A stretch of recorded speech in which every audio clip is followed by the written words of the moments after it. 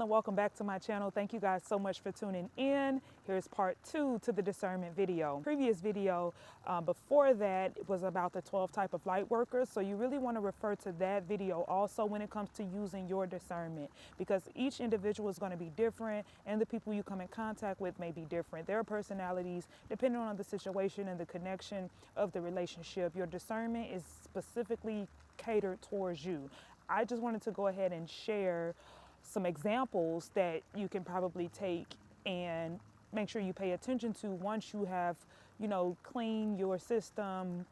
Understand that you have to elevate your mind, body, and spirit before being able to tap into your spiritual gifts to use your discernment. The first one I would say would be something like, if you're a seer, if you refer back to that video, that was one of the gifts. You can see certain things on people. If you are a messenger, you may be able to listen to people. If you are a person that's more empathic, you may be able to feel the presence of someone when you come around them. So these are just some things that will naturally come to you that you were born with.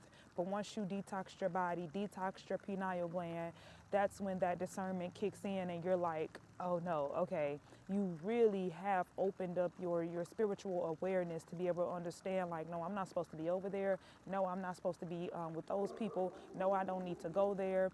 You ever had that feeling or that situation where you were like, I'm glad I listened to my first mind and didn't go to that party because something ended up happening? So that is something like you want to carry with you all the time. Some people are more into their gut, and that's when you may feel that ball or that sickness in your stomach that's talking to you. That's just for some people. Like I said, some people are better at seeing with their eyes. Some people are better at hearing with their ears. Me personally, I am an empath.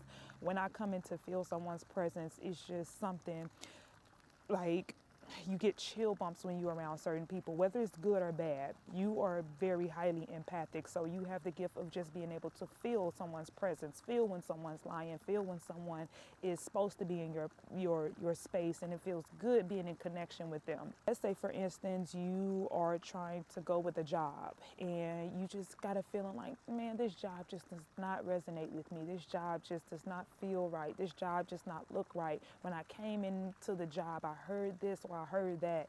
It's no coincidence. That is your third eye.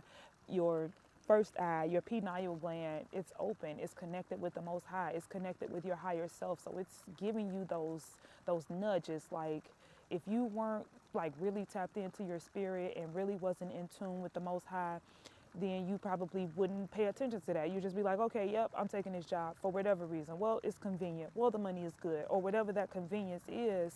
It's just like your spirit knows, like, no, this is not what we have in line for you. This is not in alignment. This is not where you're supposed to be. And that's when your discernment kicks in and be like, so it's just using that judgment to make those decisions, like I said in the first video. So that's the example for jobs. Let's say when it comes down to dating or a relationship. If you get around a person and everything just feels so good, and it's those butterflies you get in your stomach, you think, oh, I'm supposed to be around this person. Or you may think they flesh may be good looking, they may just be everything you want physically in a person, but that's all you're able to see. Oh, they're gonna look good with me. Or that's all you're able to discern is what's on the outside and just certain things. And don't get me wrong, those things can be also good things that you can check off your list, but that can't be the first thing you pay attention to. Once you have done your yoga, done your sound bath, detoxed your body, done your fasting, really prayed and meditated on it, those things will come last. You're going to first, when you get around a person, you'll be able to understand their body language and see if their nervous system is still heightened like yours used to be. You'll be able to listen to that person and understand, like, dang, you probably are still suffering from some trauma. You may still need to have some healing going on. Or you may be able to discern, like, I really know this person has a connection or a relationship with nature and with God. This is a spiritual person, man or woman.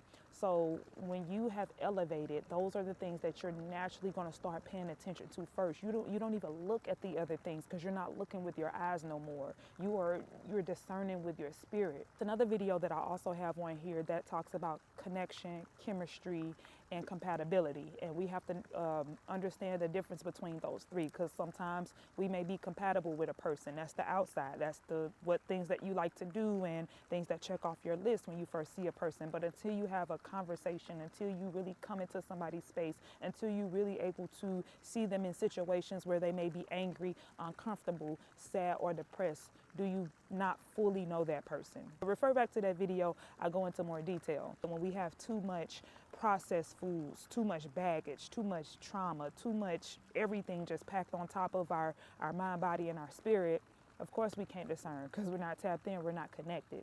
Thank y'all so much for tuning in. Make sure you like this video, share this video. Love you. Mwah.